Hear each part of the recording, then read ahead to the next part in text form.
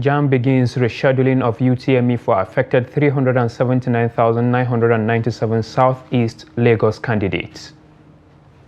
Taraba leads as Lassa fever kills 138 informants. Bandits seize ransom bearers, demand 30 million naira to release abducted APC chairman in Ondo.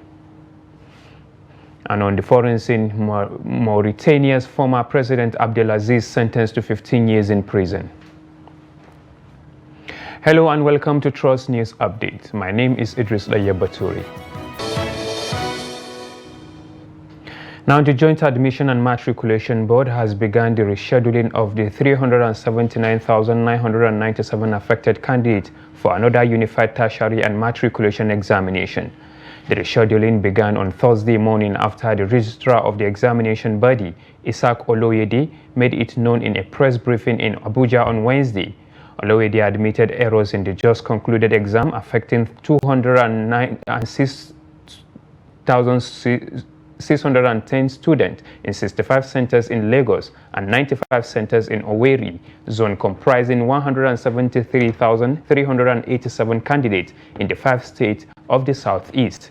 However, in the reprinted exam slips, one of the affected candidates has been rescheduled to take her exam on Saturday, May 17, 2025 by 12 noon in one of the Lagos centers in Igando community situated at the Alimosho local government area of the state.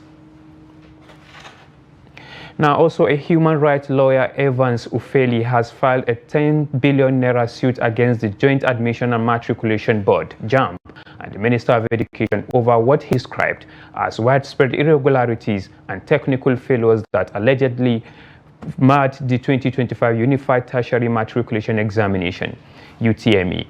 JAMB Registrar Isaac Oloyede, during a press conference on Wednesday, admitted that the early reported mass failure in the examination was caused by a systemic failure.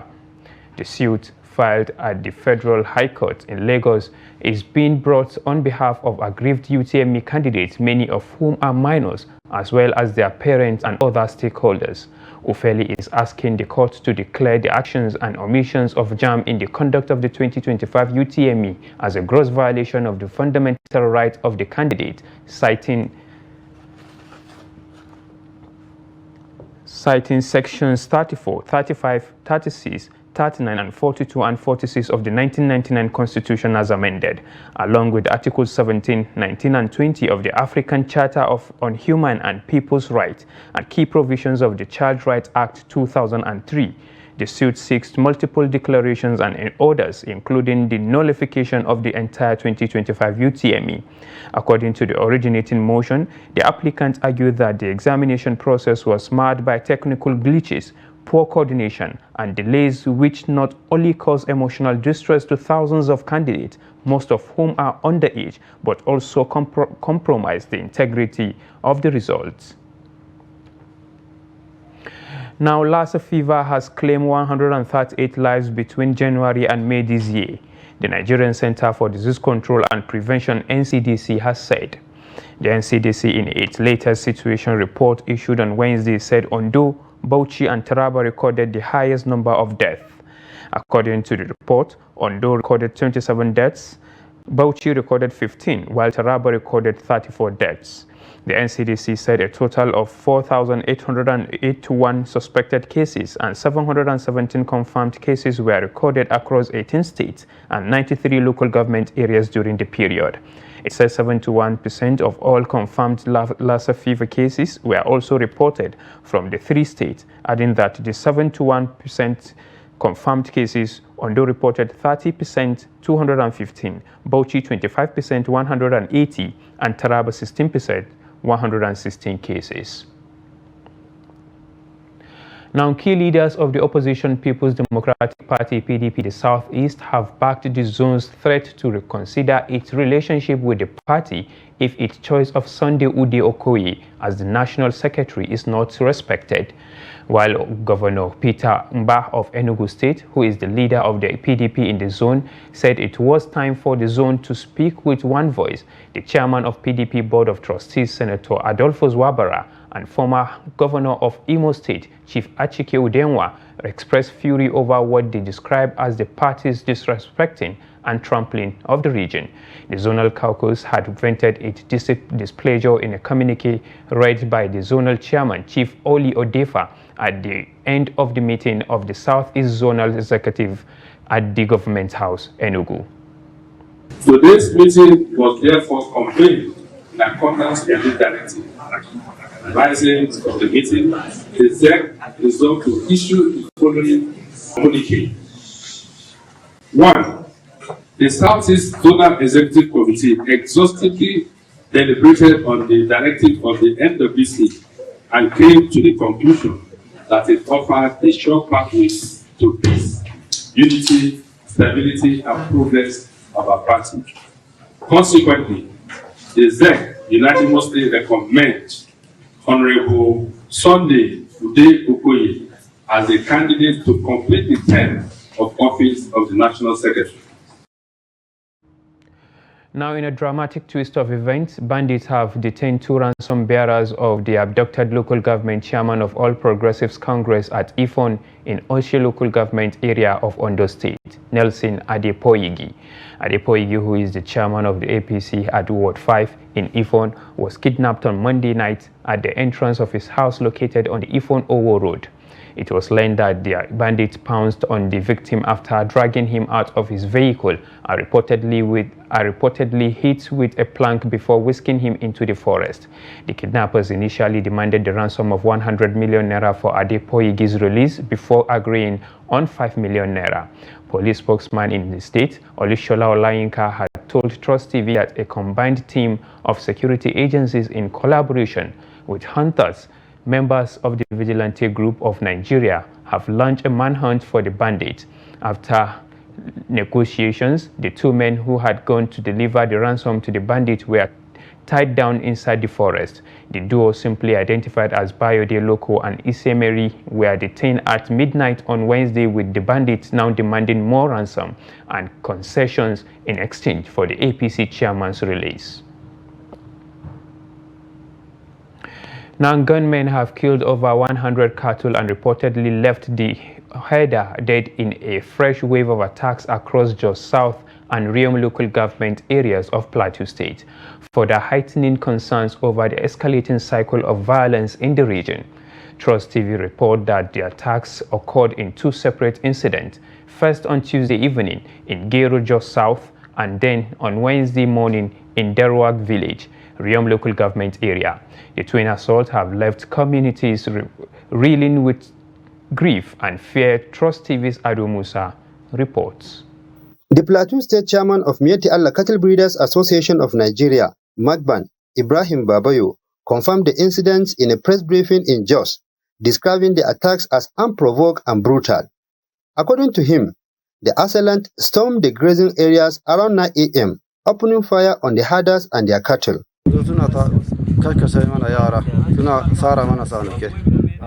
We are caught completely unaware. Suddenly, gunshot ran out. They began slaughtering the cattle. It was chaos. Their bodies are scattered everywhere. We have come with security officials to assess the situation. What did we do to resolve this?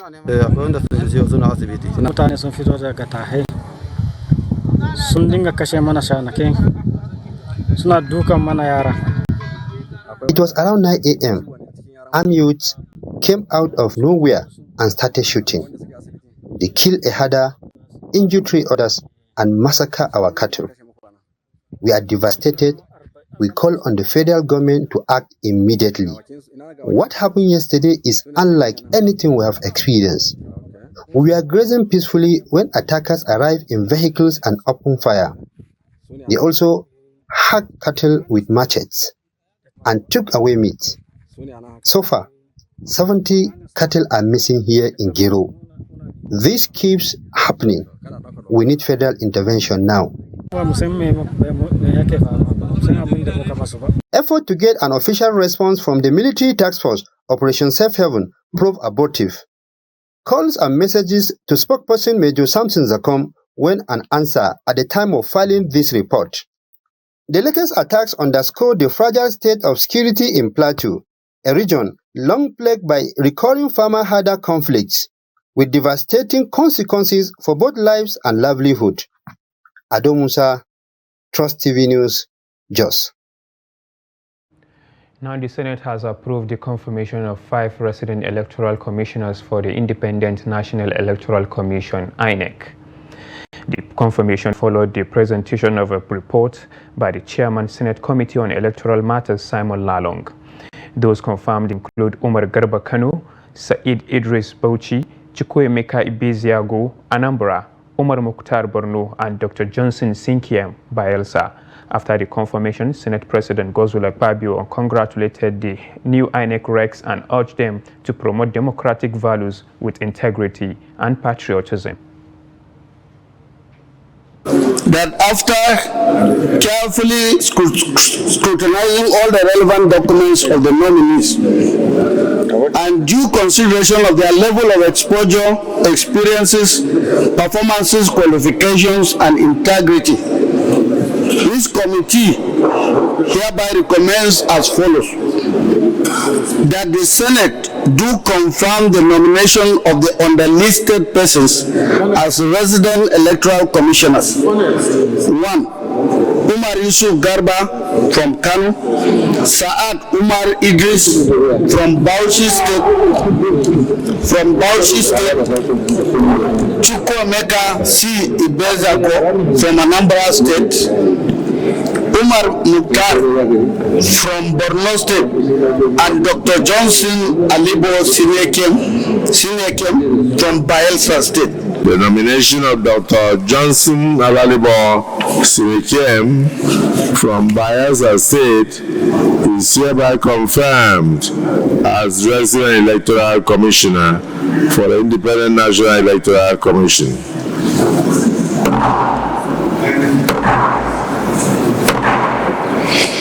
Let me thank my colleagues and particularly thank the Committee on INEC and Electoral Matters and all the members for a job well done, and congratulate all the confirmed resident electoral commissioners today by the Nigerian Senate, and I want to wish them luck as they pilot the affairs of INEC in a fair and equitable manner to promote democracy and bring justice to all.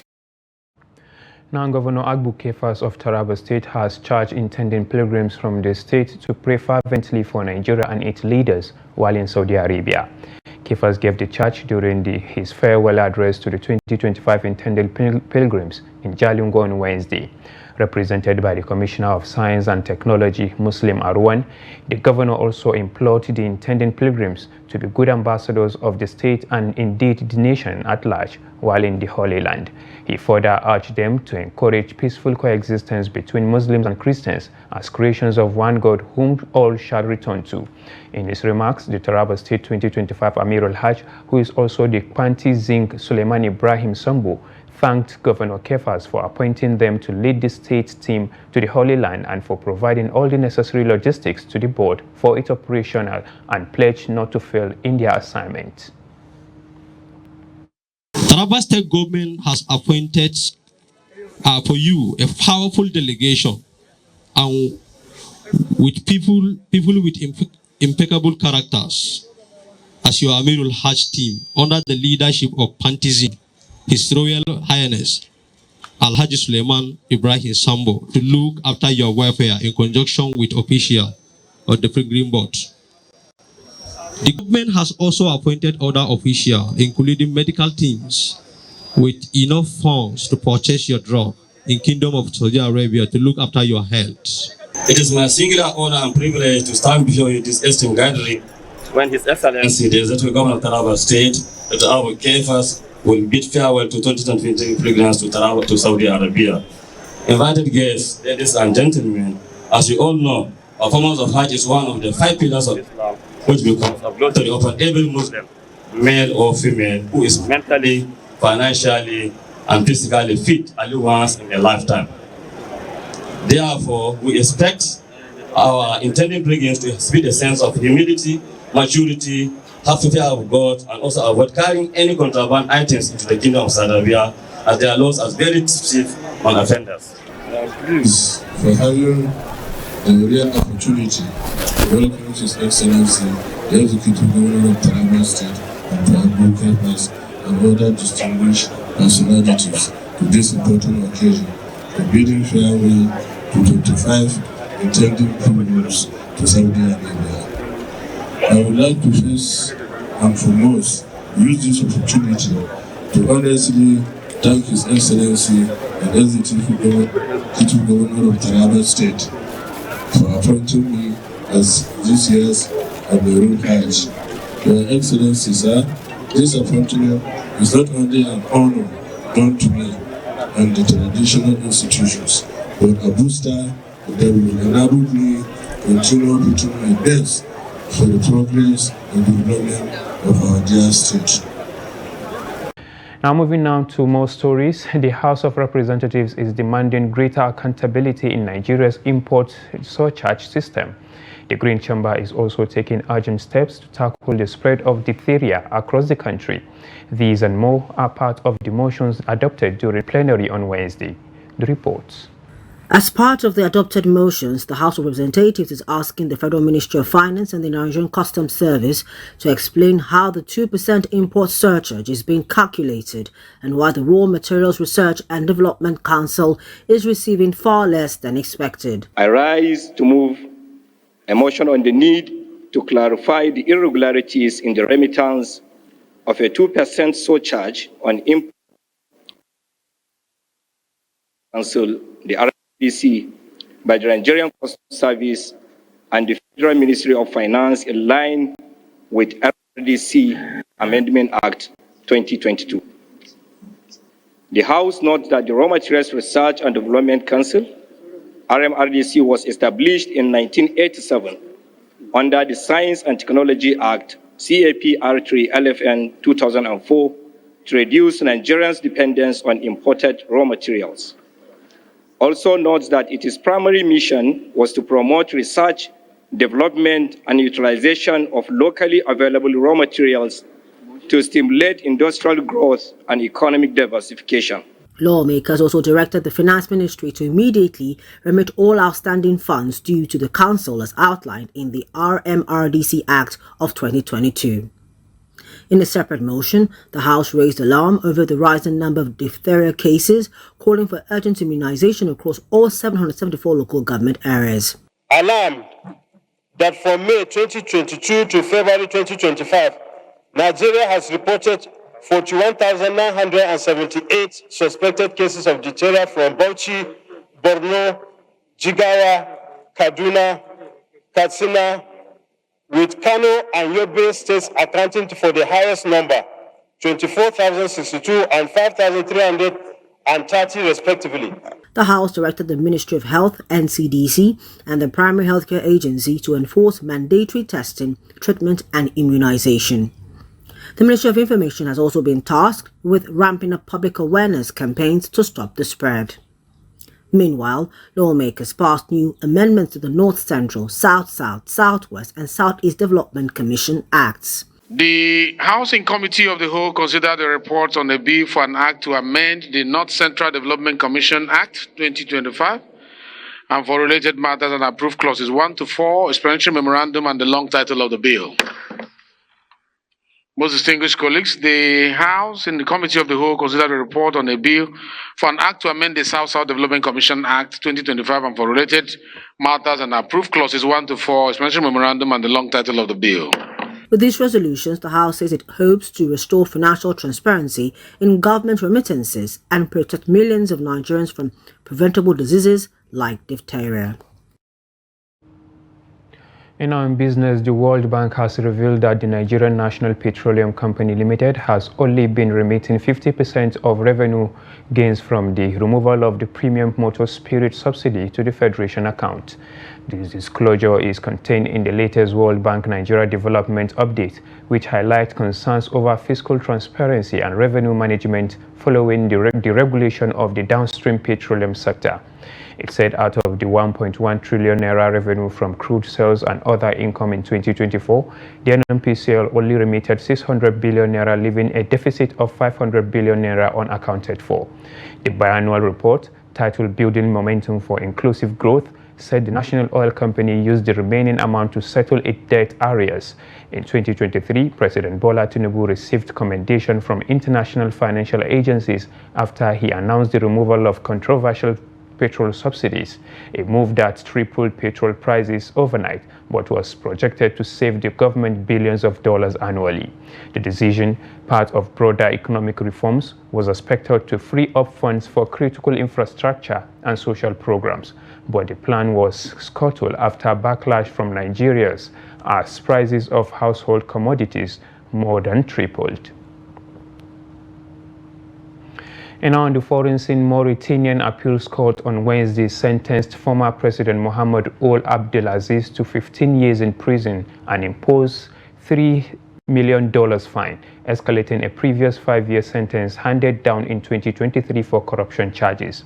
Aziz, a former military general who rose to power through 2 coups before serving as president from 2009 to 2019, was found guilty of money laundering and illicit self-enrichment. Investigators say amassed over $70 million in assets during his decade in office. He has remained in custody since his initial conviction last year. The trial has drawn international attention as a rare example of an African head of state being held accountable for corruption while in office. Aziz's legal team has dismissed the charges as politically motivated, alleging the system from a falling out of his successor, President Mohamed Ould Cheikh Ghazouani. Now, South African President Cyril Ramaphosa will meet U.S. counterpart Donald Trump in Washington next week at a time of strained ties between the two countries, Pretoria said in a statement released late Wednesday. The visit provides a platform to reset the strategic relationship between the two countries. It said the U.S. administration has turned into various South African policies, including its case against Israel at the International Court of Justice and a land expropriation law meant to redress historical inequalities that Washington alleges will allow the government to seize white-owned land.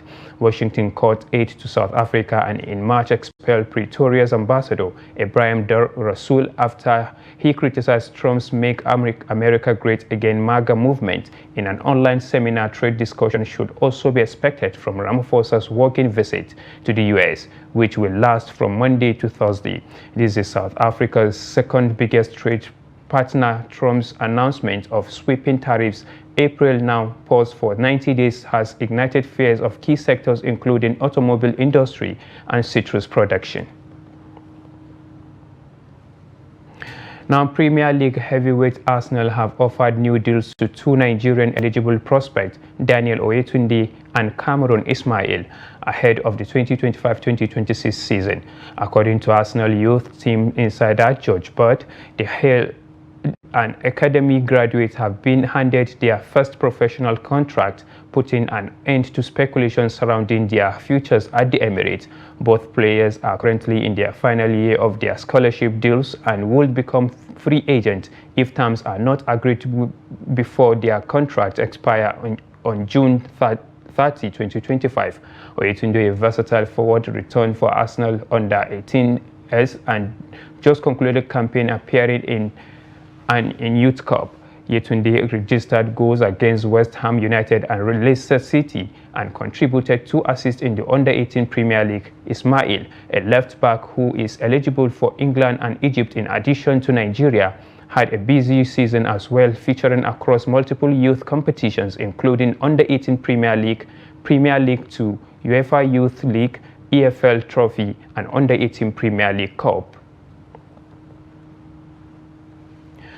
Now, Real Madrid defender Raul Asensio has been indicted along with 3 former youth players at the club for alleged distribution of sexual video involving a minor. According to Spanish report on Wednesday, the judge at the Gran Canaria court is prosecuting 4 footballers for their alleged involvement in the recording of non-consensual dissemination of videos of sexual nature involving a minor and another young girl, aged 16 and 18 respectively at the time.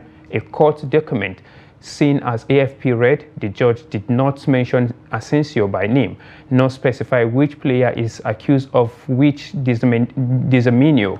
The player accused of disclosure and sending videos to third parties without consent, capturing using minors for pornographic purpose and possession of child pornography.